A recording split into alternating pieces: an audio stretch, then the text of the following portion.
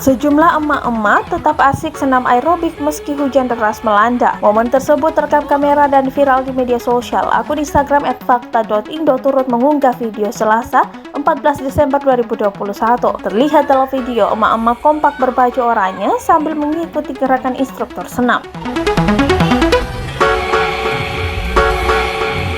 Hujan deras seakan tak diperdulikan, mereka tetap kompak bergerak. Dalam potret yang sama, abang-abang somai justru sibuk dengan payungnya yang diterbangkan angin. Payung itu nampak tak terbentang diguyur hujan dan angin kencang. Si abang somai berusaha memperbaiki payung tersebut sambil berteduh. Warganet pun berbondong-bondong komentar dalam postingan itu.